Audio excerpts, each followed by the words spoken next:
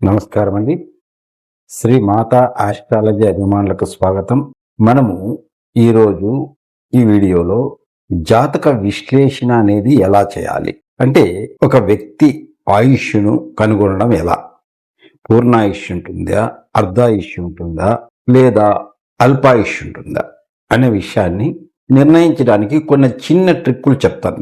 మీకు అంతా రాదు, కానీ దీంట్లో దాదాపు 50% వరకు మీకు 50% వరకు మీరు గ్రహించవచ్చు. ఎలాగంటే ఒక వ్యక్తి జాతకం తీసుకొని అందులో లగ్నం అనేది మీకు తెలుసు కదా, లగ్నాన్ని చూడాలి. ఎప్పుడైనా కానీ పూర్ణాయుష్ ఉండాలి ఒక వ్యక్తి కంటే ఏ లగ్నమైనా కానీ లగ్నము, లగ్నాధిపతి, కారక గ్రహం రవి ఆత్మకారకుడు, ఈ మూడు బాగుంటే ఆ వ్యక్తికి పూర్ణాయుష్ ఉంటుందని చెప్పచ్చు. లగ్నం ఒకటి, లగ్నాధిపతి, కారక గ్రహము రవి ఆత్మకారకుడు, ఈ మూడు గ్రహాలు బాగున్నప్పుడు ఆ వ్యక్తికి పూర్ణాయుష్ ఉంటుందని చెప్పచ్చు. ఇదొక పాయింట్. అలాగే లగ్నాధిపతి ఎక్కడ ఉన్నా తన యొక్క దృష్టులతో లగ్నాన్ని చూసినా పూర్ణాయుష్ ఉంటుంది. మూడో పాయింట్, లగ్నాధిపతి 8వ భావంలో ఉన్న శుభుడై, అంటే పాపగ్రహాలు చూడకూడదు, పాపగ్రహాలతో కలవకూడదు, అలా ఉన్న దీర్ఘాయుష్ ఉంటుంది. అలాగే మన జాతకంలో 9వ స్థానాధిపతి ఏ గ్రహం అవుతుందో ఆ గ్రహం లగ్నంలో ఉన్న లగ్నాన్ని చూసినా కూడా పూర్ణాయుష్ ఉంటుంది. ఇక లగ్నము వర్గోత్తమైన, వర్గోత్తం అంటే మీకు తెలుసునా, ఇప్పుడు మీది మేషలగ్నం అనుకోండి, నవాంశలో కూడా లగ్నం మేషంలో పడితే అప్పుడు లగ్నం వర్గోత్తం అంటాం. ఇలా లగ్నం వర్గోత్తమైన కూడా పూర్ణాయుష్ ఉంటుందని చెప్పచ్చు. అలాగే లగ్నాధిపతి, మేషలగ్నానికి లగ్నాధిపతి కుజుడు కదా, కుజుడు మీ జాతక చక్రంలో వృశ్చికంలో ఉన్నాడు అనుకుందాం. నవాంశ చక్రంలో కూడా వృశ్చికంలో కుజుడు ఉంటే అప్పుడు కూడా దీర్ఘాయుష్ ఉంటుంది. దీన్ని లగ్నాధిపతి వర్గోత్తమం అంటాం. అప్పుడు కూడా దీర్ఘాయుష్ ఉంటుందని చెప్పచ్చు. కాబట్టి ఈ లగ్నం ఇలా ఉన్నప్పుడు వాళ్లకు దీర్ఘాయుష్ ఉండే అవకాశం ఉంటుంది. అయితే లగ్నం కానీ పాపగ్రహాలు ఉండకూడదు, లగ్నంలో లగ్నాన్ని పాపగ్రహాలు చూడకూడదు, అలాగే లగ్నాధిపతి పాపగ్రహాలతో కలవకూడదు, లగ్నాధిపతి నీచపడకూడదు, లగ్నాధిపతి హస్తంగతం కాకూడదు, లగ్నాధిపతి పాపగ్రహాల చేత చూడబడకూడదు. ఇలా లేకుండా లగ్నాధిపతి ఎక్కడైనా ఉండొచ్చు, కానీ లగ్నాన్ని చూడాల. లగ్నాధిపతి అష్టమంలో ఉన్నా మనకు దీర్ఘాయుష్యం ఉంటుంది. పాపగ్రహాలతో చూడడం కానీ కలవడం కానీ జరగకూడదు, నీచపడకూడదు, అస్తంగతం కాకూడదు. అది ఒక పాయింట్. లగ్నాన్ని పాపగ్రహాలు చూడకూడదు, లగ్నంలో పాపగ్రహాలు ఉండకూడదు, అదొకటి. అలాగే మన జాతకంలో రవి నీచపడకూడదు. ఈయన పాపగ్రహాలతో కలిసిన కొంత ఆయుష్ తగ్గొచ్చు, కానీ పూర్ణాయుష్ అనేది లేకపోవచ్చు. 70-80 ఏళ్ళ వరకు పర్వాలేదు. లగ్నాధిపతి కూడా బాగుంటే, కారక గ్రహం రవి కూడా బాగుందనుకోండి, పూర్ణాయుష్ దాదాపు 100 సంవత్సరాలని చెప్పొచ్చు. ఈ విధంగా మనము ఆయుష్ను నిర్ణయించవచ్చు. ఎవరి జాతకంలో అయినా కానీ మీకు ఎన్ని యోగాలున్నా, ఎంత డబ్బు వచ్చేదున్నా, ఎంత హోదా వచ్చేదున్నా, పూర్ణాయుష్ లేదా ఆయుష్ బాగాలేకపోతే ఇబ్బంది కదా. కాబట్టి ఆయుష్ స్థానం అలా చూడాలి. ఇప్పుడు అల్పాయుష్ గురించి తెలుసుకుందాం. లగ్నాధిపతి పాపగ్రహాలతో కలిసి అస్తంగతం కాబడిన అల్పాయుష్, అంటే దాదాపు 40 సంవత్సరాల లోపల. అలాగే లగ్నాధిపతి పాపకర్తెరలో పడిన అల్పాయుష్. లగ్నంలో ఎక్కువ పాపగ్రహాలున్న అల్పాయుష్. లగ్నాధిపతి నీచబడి నీచభంగ రాజయోగం కాకపోయినా అల్పాయుష్. ఇవి కాక లగ్నాధిపతి పాపగ్రహాలతో ఎక్కువ కలిసినా కూడా అల్పాయుష్ ఉంటుందని చెప్పచ్చు. ఒకవేళ మధ్యమాయుష్ అంటే లగ్నాధిపతి బాగానే ఉంటాడు, లగ్నాన్ని పాపగ్రహాలు శుభగ్రహాలు రెండు చూస్తూ ఉండొచ్చు, కారక గ్రహం రవి కూడా కొంతవరకు బలం కలిగి ఉంటే మధ్యమాయుష్ అని చెప్పచ్చు, అంటే 70 ఏళ్ళ వరకు. ఇక బాలారిష్టమని కూడా ఒకటి ఉంటుంది మనకు.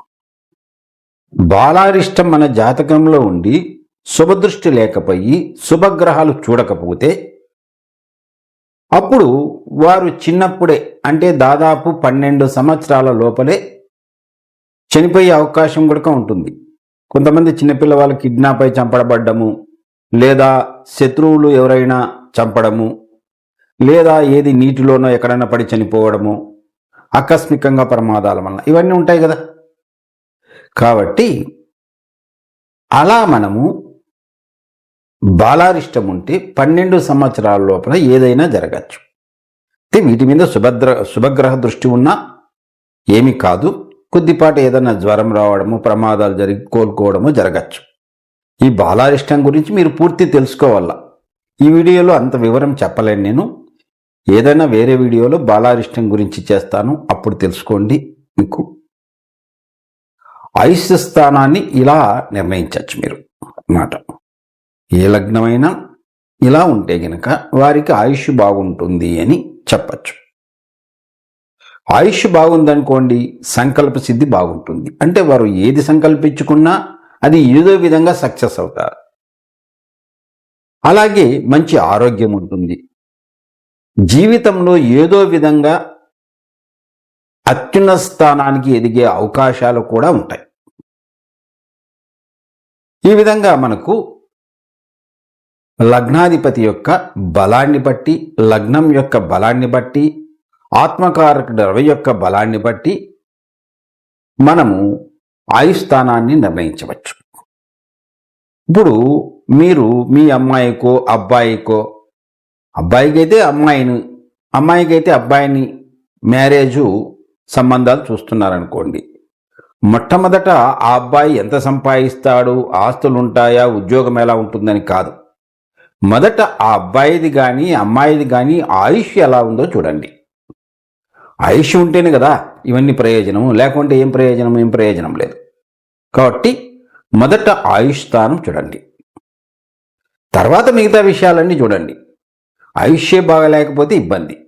కాబట్టి ఏ వ్యక్తికైనా మొదట ఆయుష్ చూడాల. పుట్టబోయే బిడ్డకైనా మనము సిజరిన్ ముహూర్తాలు పెట్టేటప్పుడు కూడా ఫస్ట్ ఆ అబ్బాయి ఆయుష్ స్థానం బాగుండేటట్లుగా పెట్టాలా. మొదటి పాయింట్ అది. అంతేగాని వాళ్ళ ఇంట్లో తల్లిగారికి బాగుంటుందా, తండ్రి గారికి బాగుంటుందా అనేటప్పుడు వాళ్ళ జాతకంలో చూసుకోవాలా. ఈ అబ్బాయి జాతకంలో అన్నీ కుదరాలంటే సిజరిన్లో కుదరవండి. మనకు అబ్బాయి గురించి అబ్బాయి ఆయుష్ చూడండి సిజరిన్లో. అబ్బాయి విద్య ఎలా ఉంటుంది, అబ్బాయి ఏ రకంగా మంచివాడిగా జీవితంలో ఎదుగుతాడా, లేదా క్రుయాలిటీ మెంటాలిటీ వస్తుందా, ఉద్యోగ స్థానం ఎలా ఉంటుంది, పేరు ప్రఖ్యాతులు ఎలా ఉంటాయి, సంతానం ఎలా ఉంటుంది, వివాహ జీవితం ఎలా ఉంటుంది, ఇవి బాగుండేటట్లుగా మనం సిజరిన్ ముహూర్తం పెట్టాలి. అయితే కొంతమంది నక్షత్రం బాగుండాలంటారు, తల్లికి బాగుండాలంటారు, తండ్రికి బాగుండారంటారు, తాతకు బాగుండారంట. ఇలా అంటే సిజరిన్ ముహూర్తం కుదరదు. ఇవి కుదర్చడానికి చాలా కష్టం, చాలా శ్రమతో కూడుకునే పని. నన్ను అడిగితే అవన్నీ ముహూర్తాలు పెట్టుకోకుండా మీరు మామూలుగా ఉండొచ్చు. ఎందుకంటే ముహూర్తాలు పెట్టినా మీకు అలా జరిగేది లేకపోతే ఆ టయానికి డాక్టర్ రాకపోవచ్చు, లేదా మిస్ కావచ్చు, ఆ టయానికి మీరు వెళ్ళలేకపోవచ్చు, డెలివరీ కాకపోవచ్చు. కాబట్టి మీ నమ్మకం సిజరిన్ ముహూర్తాలు పెట్టుకోవాలనుకుంటే ఇవి ఫస్ట్ పాటించండి. అన్ని విషయాలు అందులో రావు, అలా ఎవ్వరూ సెట్ చేయలేరు మీకు. కాబట్టి ఈ విషయాన్ని కూడా మీరు గుర్తుంచుకోండి. ఈ జాగ్రత్తలు పడితే మీ జాతకంలో కొంతవరకు ఈ విషయాలు మీరే గ్రహించవచ్చు.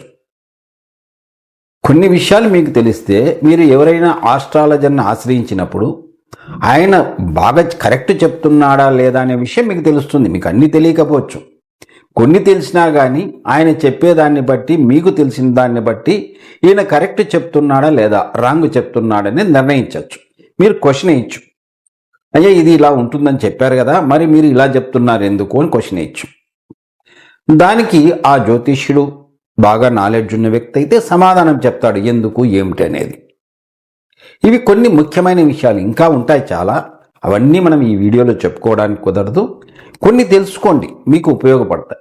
తర్వాత వీడియోలో మనము లగ్నాధిపతి ముఖ్యంగా ఏ భావంలో ఉంటే, అంటే లగ్నాధిపతి 2లో ఉంటే ఎటువంటి ఫలితాలు ఇస్తాడు అనే విషయాన్ని క్షుణ్ణంగా తెలుసుకుందాం.